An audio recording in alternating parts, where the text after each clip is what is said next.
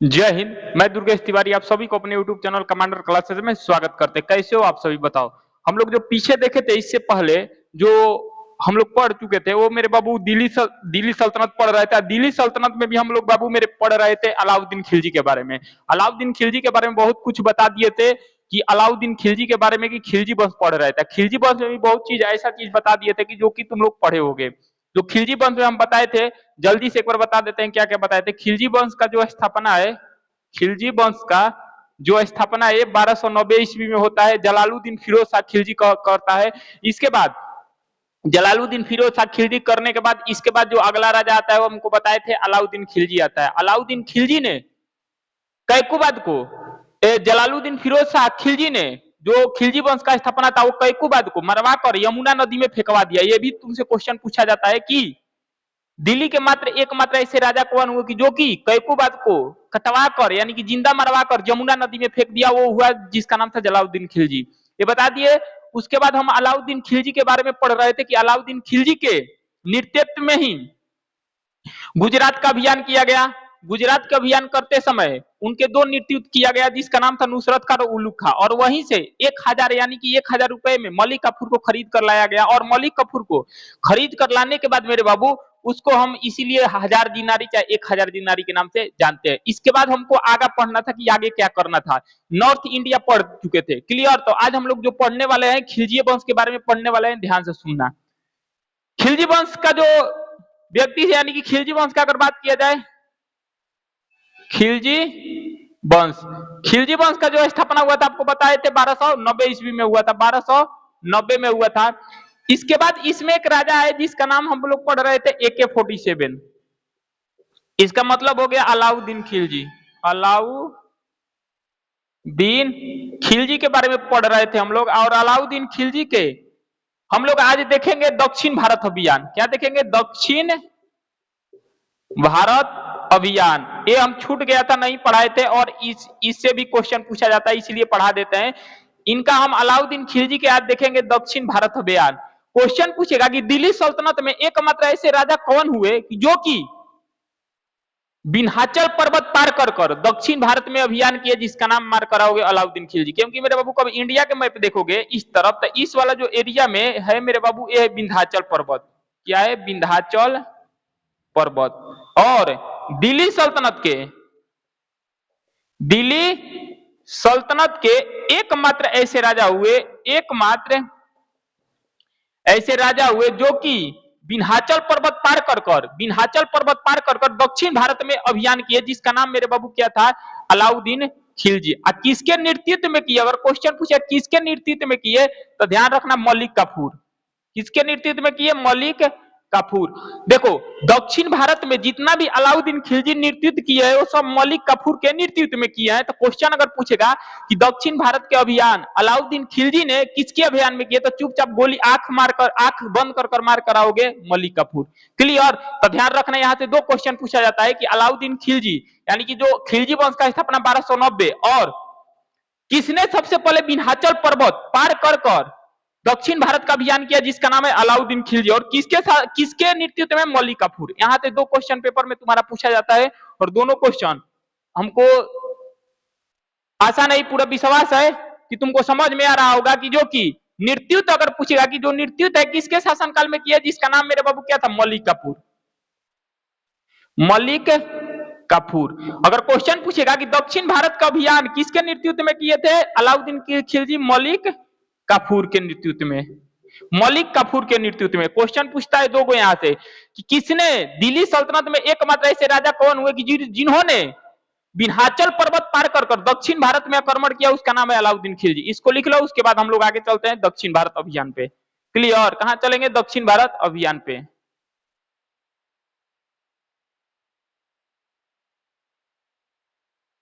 आगे चलेंगे दक्षिण भारत अभियान पे। इसको साफ कर लो उसके बाद चलते हैं दक्षिण भारत अभियान पे। चलो चलते हैं दक्षिण भारत अभियान पे।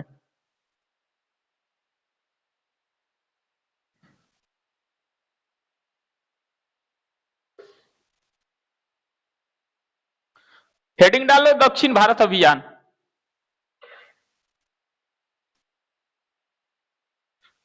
दक्षिण भारत अभियान। दक्षिण भारत अभियान।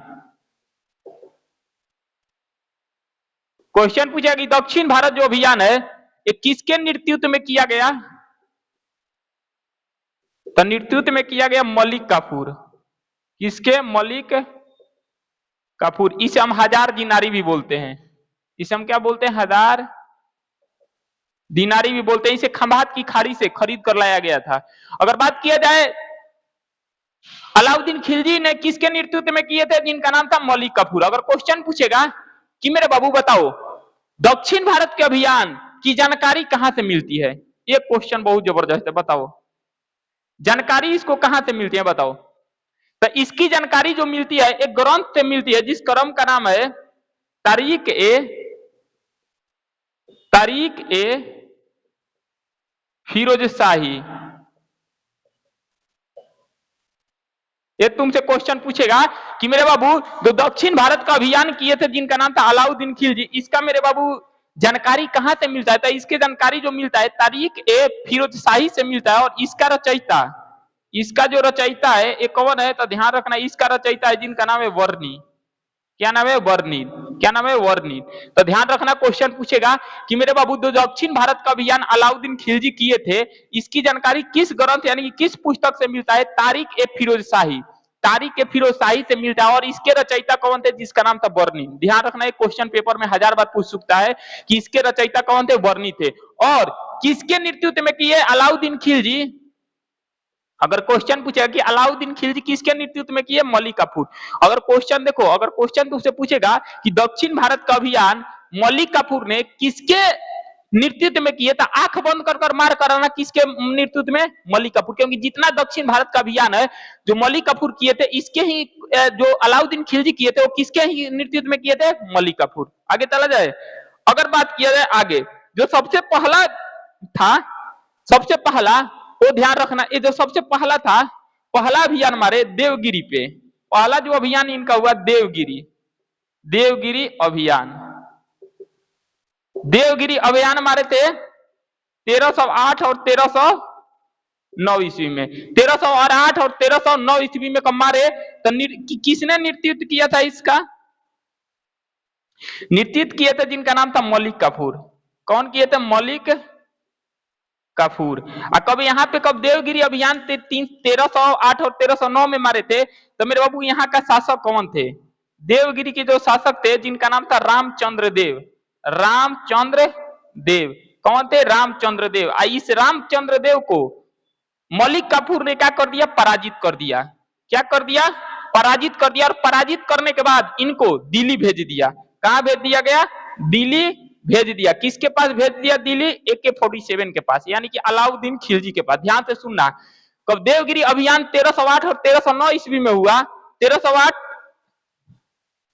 1307 1308, कहीं पे 1307 भी दिया है, 8 भी दिया है। तो इसका डेटिंग नहीं जाओगे कि कहीं पे 1308, मान के चलो बढ़िया से लिख लो इसको, एक ही 1308 ईस्वी में। अगर मान के चलो कि इसका अगर दिल्ली भेजा अलाउद्दीन खिलजी, तो ध्यान रखना कब अलाउद्दीन खिलजी को,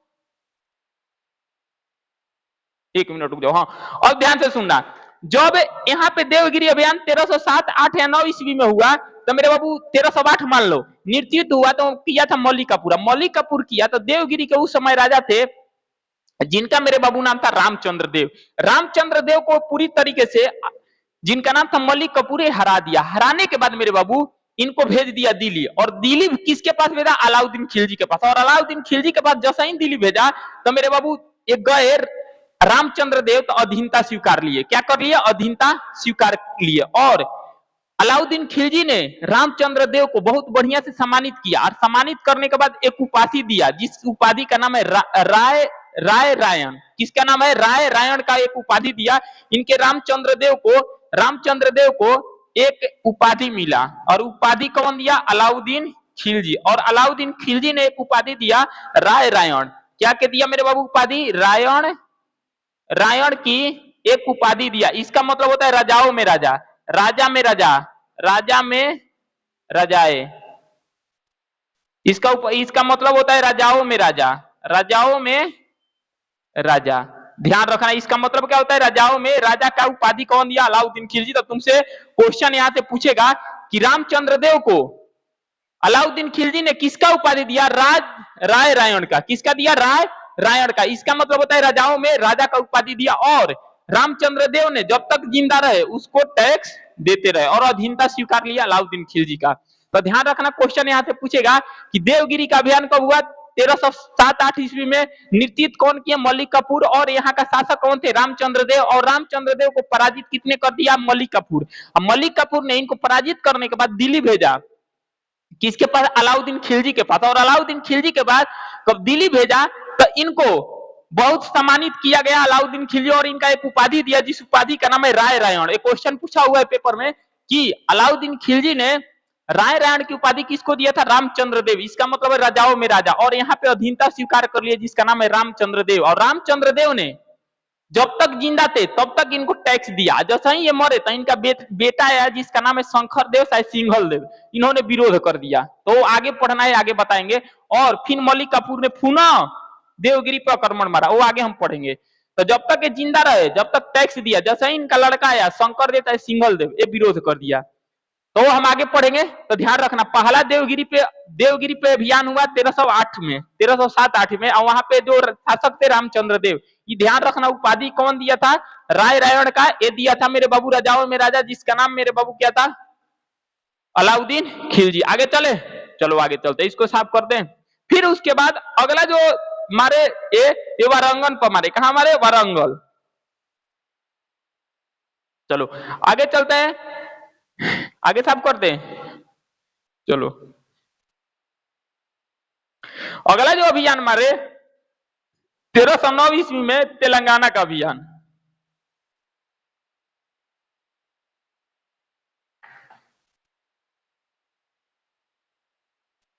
अगला जो अभियान मारे तेलंगाना का अभियान, ये मारे 1309 ईस्वी में। 1309, या इसे बोलो वारंगल, ये तेलंगाना बोलो चाहे वारंगल बोलो, दोनों एक उड़े है। तेलंगाना बोलो चाहे वारंगल बोलो, दोनों एक उड़े है। अभियान मारा 1309 ईस्वी में। अलाउद्दीन किसके नेतृत्व में मारा गया, अभी नेतृत्व इसका किसने कर रहा था, मलिक काफूर। कौन कर रहा था, मलिक काफूर। तेलंगाना के जब नेतृत्व किया जिसका नाम है मलिक काफूर, तो यहाँ का शासक कौन हुआ करते थे, यहाँ के शासक थे जिसका नाम था रुद्र प्रताप देव। क्या नाम था, रुद्र प्रताप देव। और रुद्र प्रताप देव को पराजित कर दिया। क्या कर दिया, पराजित कर दिया। जो पराजित कर दिया वो कौन किया मेरे बाबू, मलिक काफूर। कौन कर दिया, मलिक काफूर।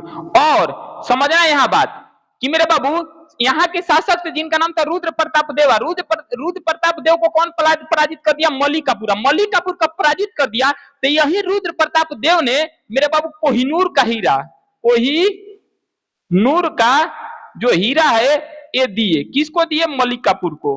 किसको दिए, मलिक काफूर को।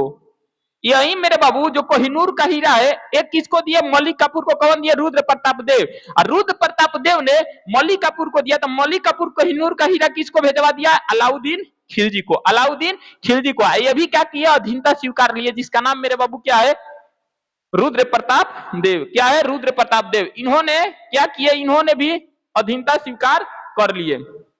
तो क्वेश्चन तुमसे पूछेगा पेपर में कि बताओ सबसे पहले कोहिनूर का जो हीरा है इसका मेरे बाबू जान पहचान, यानी कि इसका सबसे पहले इतिहास में जानकारी कहां से मिलता है, यहीं से मिलता है, दक्षिण भारत के अभियान से। अगर बात किया जाए कोहिनूर का हीरा, तो कोहिनूर का हीरा मिला कहां से था, ये बड़ी चर्चा में रहता है। कोहिनूर का जो हीरा है ये मिला था गोलकुंडा के खान से। कहां से मिला था, गोलकुंडा के खान से। और गोलकुंडा कहां पे, तेलंगाना में, आपको पता होगा कहां है, तेलंगाना में। तो ध्यान रखना मेरे बाबू, अगर क्वेश्चन पूछेगा कि सबसे पहले बताओ कोहिनूर का हीरा इतिहास में सबसे पहले जानकारी कहां से मिलता है? ए मेरे बाबू यहीं से दक्षिण भारत के अभियान से मिलता है। कौन देता है? रुद्र प्रताप देव। रुद्र प्रताप देव किसको सबसे पहले देते हैं?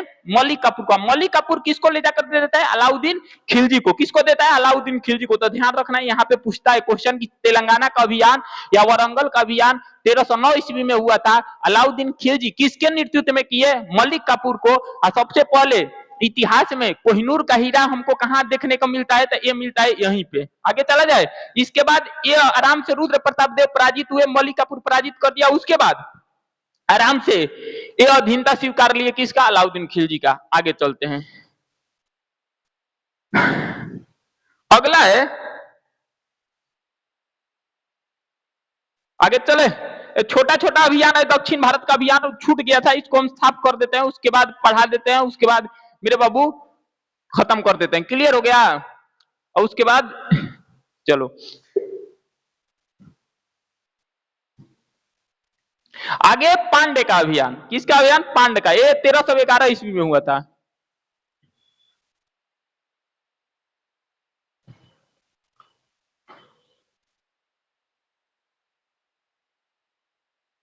पांडे का अभियान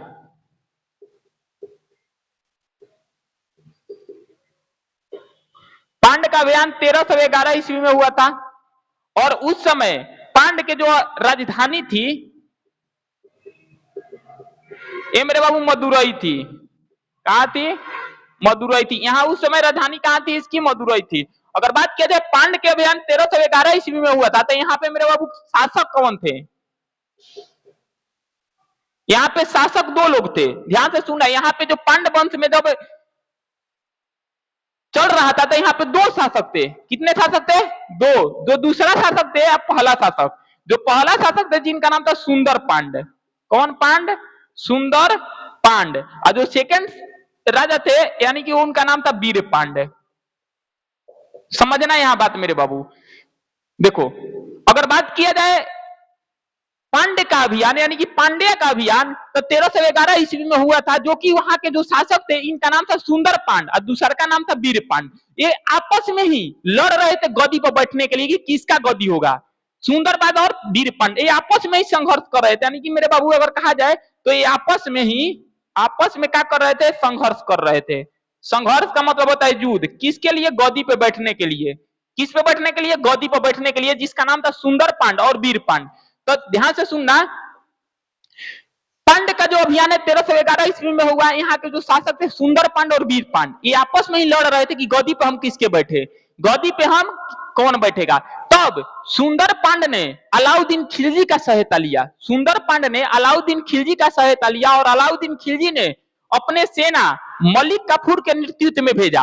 और नेतृत्व में मलिक काफूर के सेना को भेजते हुए इनको मेरे बाबू क्या कर दिया जाता है? मार दिया जाता है। क्या कर दिया जाता है? हत्या कर दिया जाता है, जिसका नाम है वीर पांड। तो कौन जीतता है? सुंदर पांड। किसके सहायता से? अलाउद्दीन खिलजी, यानी कि AK-47 ने के सहायता से ये जीतता है।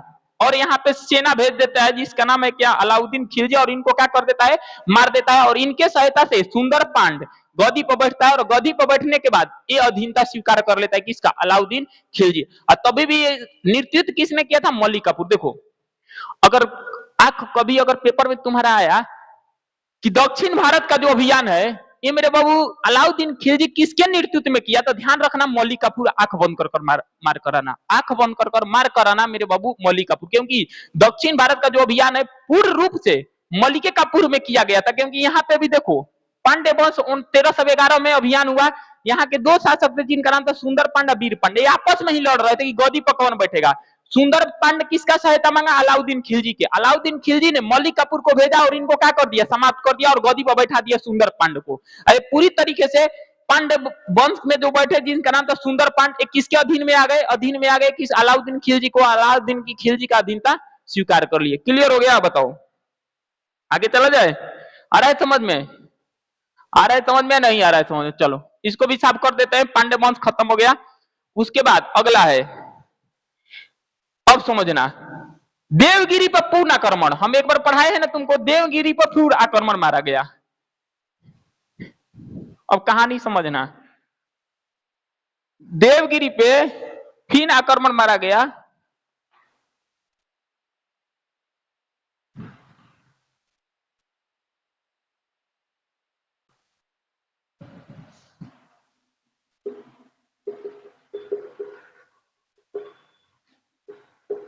पूर्ण आक्रमण देवगिरी पर, यानी कि पूर्ण आक्रमण मारा गया 1311 ईस्वी में। सुनना, 1311 ईस्वी में मेरे बाबू देवगिरी के जो शासक थे उनका मेरे बाबू नाम था, जिसका नाम था रामचंद्र देव। रामचंद्र देव इन्होंने क्या किए थे कि अलाउद्दीन खिलजी का अधीनता स्वीकार कर लिए थे, लेकिन इनके मृत्यु के बाद, यानी कि इनके निधन के बाद, किसके निधन के बाद? रामचंद्र देव के। तो इनके एक लड़का हुए, इनका एक पुत्र हुआ, जो पुत्र हुआ अगला राजा बना देवगिरी का, जिसका नाम मेरे बाबू हुआ शंकर देव। क्या हुआ? शंकर देव। शंकर देव बोलो चाहे सिंघल देव, दोनों नाम एक उड़े है, सिंघल देव।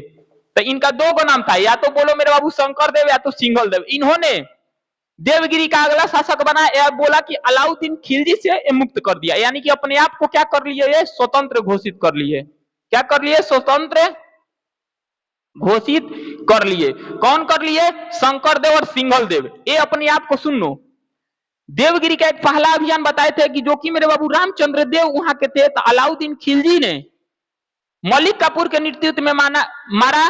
मारने के बाद क्या हुआ कि पूरी तरीके से रामचंद्र देव जो थे वो मान गए, अलाउद्दीन खिलजी के दरबार में गए, और अलाउद्दीन खिलजी ने इनको खुश होकर राय रायण की उपाधि के दिया और अधीनता स्वीकार लिया। लेकिन इनके मृत्यु के बाद इनके लड़के बने, जिसका नाम मेरे बाबू शंकर देव चाहे सिंघल देव था। इन्होंने सिंघल देव, शंकर देव, ये अलाउद्दीन खिलजी को टैक्स नहीं देने लगे और अपने आप को स्वतंत्र घोषित कर लिया गया कि हम अपने आप को स्वतंत्र घोषित कर लिया और बोले कि हम टैक्स वैक्स नहीं देंगे, हम नहीं जानते हैं। तब एक बार अलाउद्दीन खिलजी ने फिर बोला किसे? मलिक काफूर से, फिर पुनः आक्रमण मार दिया देवगिरी पर 1311 ईस्वी में। किसके नेतृत्व में मारा? नेतृत्व कौन कर रहे थे? मलिक काफूर। कौन कर रहे थे? मलिक काफूर। और मलिक काफूर ने इनको पूरी तरीके से पराजित कर दिया।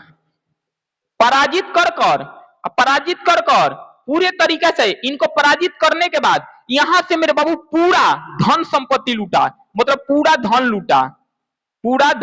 लूटा और धन लूट कर ले जाकर दिल्ली में रख दिया। आज तक के इतिहास में यहां से जितना बार सेकेंड आक्रमण में धन लूटा गया था उतना किसी पे भी नहीं लूटा गया था। तो 1311 में मेरे बाबू खूब धन लूटा था, जिसका नाम क्या था? मलिक काफूर। मलिक काफूर पूरा धन लूट कर ले जाकर दिल्ली में रख दिया था।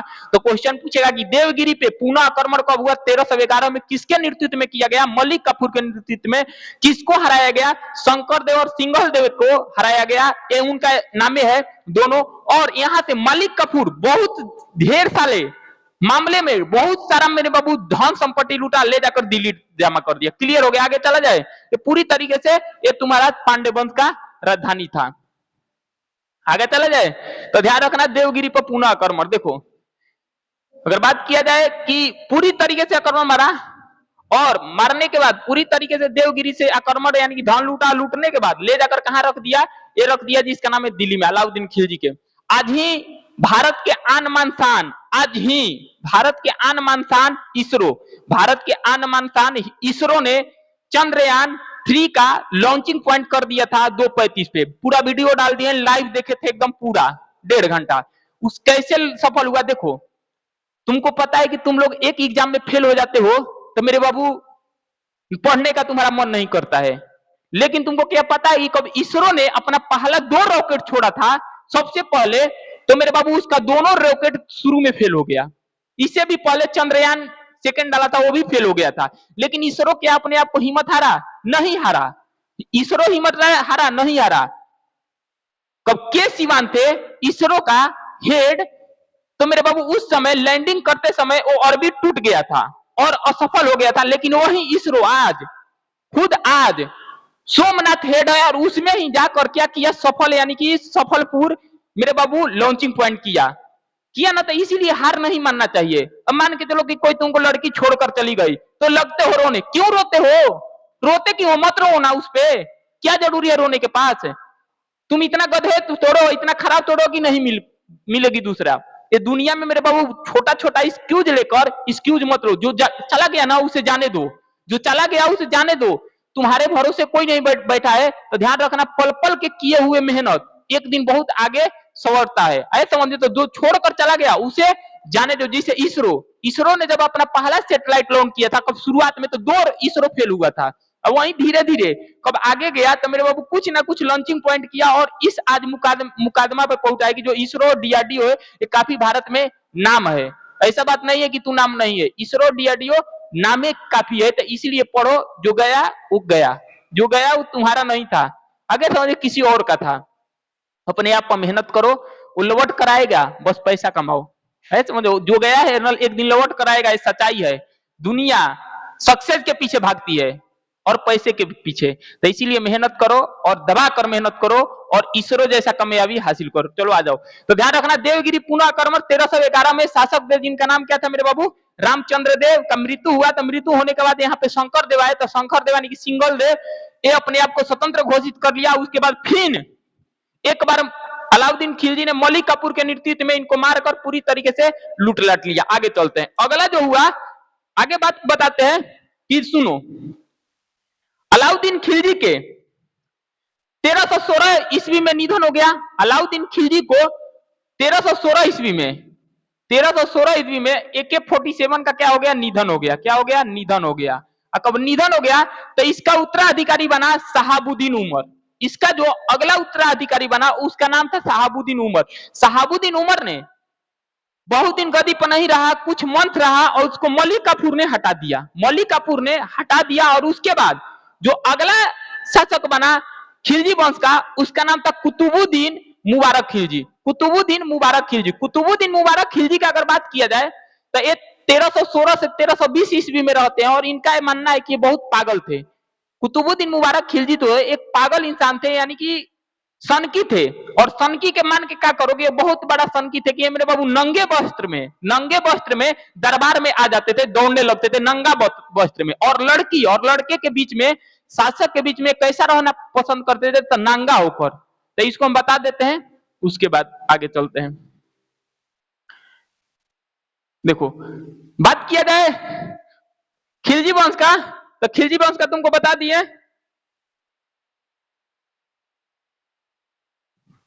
देखो, अगर बात किया जाए खिलजी वंश, तो खिलजी वंश का वो 1316 में अलाउद्दीन खिलजी का क्या हो गया, निधन हो गया। निधन होने के बाद, मरने के बाद जो इनका उत्तराधिकारी बना, वो बना मेरे बाबू जिसका नाम क्या था, शिहाबुद्दीन उमर।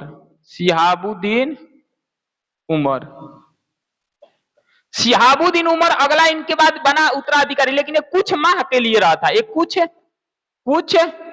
मंथ के लिए रहा था गद्दी पर। इस गद्दी पर से इसको मेरे बाबू जो मलिक काफूर एक क्या कर दिया, हटा दिया। मलिक काफूर क्या कर दिया, इनको हटा दिया। और हटाने के बाद अलाउद्दीन के पुत्र को, जिसका नाम था कुतुबुद्दीन मुबारक खिलजी को राजा बनाया। कुतुबुद्दीन मुबारक खिलजी क्या बने, अगला राजा बने। और ये माना जाता है कि जो यहां से क्वेश्चन पूछता है कि कुतुबुद्दीन मुबारक खिलजी, इनका जो टाइम पीरियड है 1316 से लेकर 1320 ईस्वी, ये मेरे बाबू पागल थे, यानी कि पागल थे, सनकी थे। अब क्या लिखे इनके बारे में, ये मेरे बाबू क्या थे कि ये नग्न वस्त्र में दरबार में आ जाते थे और दौड़ने लगते थे। ध्यान से सुनना, ये जो मेरे बाबू कुतुबुद्दीन मुबारक खिलजी है, ये पूरी तरीके से दरबार लगा था और नग्न वस्त्र में, यानी कि कुछ नहीं पहने हुए थे और आ जाते थे और दौड़ने लगते थे। और इनको सबसे अधिक रहने के लिए जो विशेष प्रावधान है, जो नंगे रहते थे ना, लड़का हो चाहे लड़की हो, उनमें रहने का शौकीन ज्यादा थे, जिसका नाम था कुतुबुद्दीन मुबारक खिलजी। तो मान के चलो कि एक प्रकार से क्या थे, पूरी तरीके से पागल थे। तो मान के चलो कि कुतुबुद्दीन मुबारक खिलजी का टाइम पीरियड 1316 से 1320 ईस्वी में था। ये पागल थे और नंगे वस्त्र दौड़ने लगते थे दरबार में, इनको हटा दिया गया। और हटाने के बाद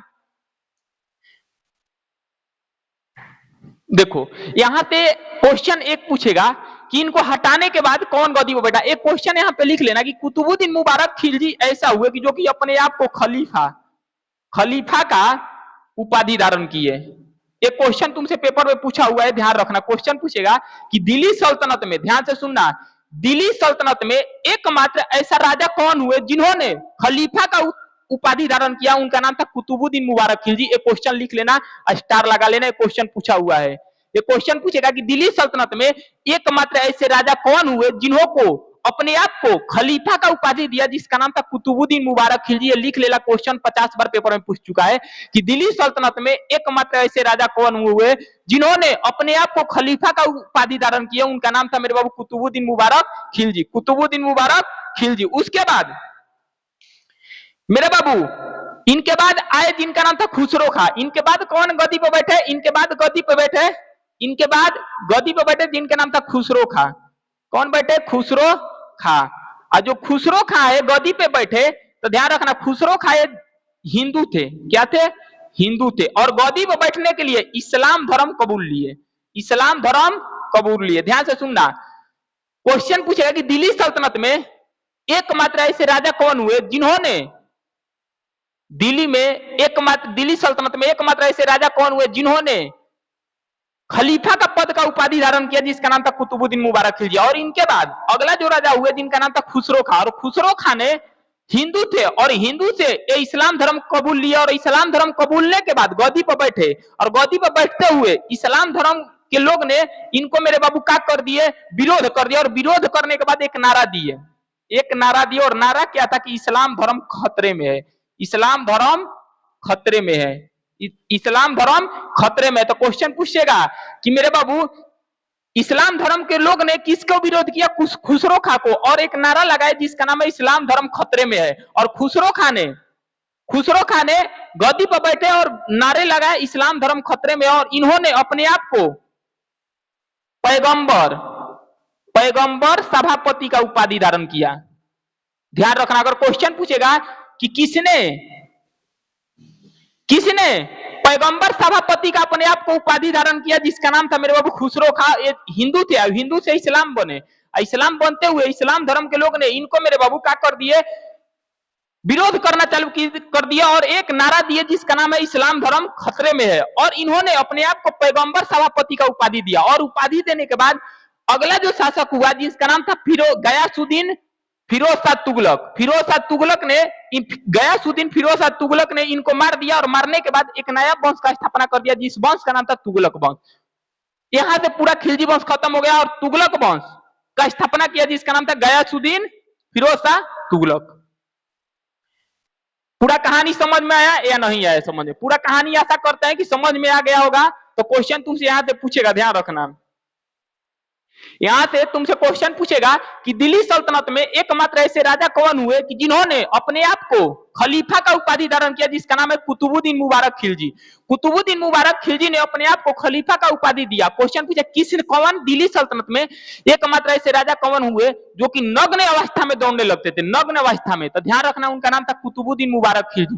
क्वेश्चन पूछेगा कुतुबुद्दीन मुबारक खिलजी ने अपने आप को उपाधि जो धारण किया उनका नाम था मेरे बाबू खलीफा। क्वेश्चन पूछेगा कि पैगंबर का सभापति उपाधि किसने धारण किया? खुसरो खा।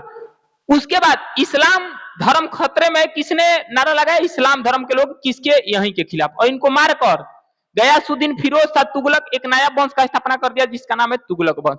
और तुगलक वंश का क्लास आगे वाले वीडियो में यानी कि अगले क्लास में देखेंगे। तब तक के लिए इसको बहुत बढ़िया से 2-3 बार देख लेना। यहाँ से मेरे बाबू क्वेश्चन पूछता है और पूछता ही रहेगा। ध्यान रखना, यहाँ से क्वेश्चन पूछेगा, पेपर में क्वेश्चन पूछेगा। जाकर सीजीएल का देख लेना। सीजीएल में जितना क्वेश्चन पढ़ा है ना, फैक्ट केवल आ रहा है सीजीएल में।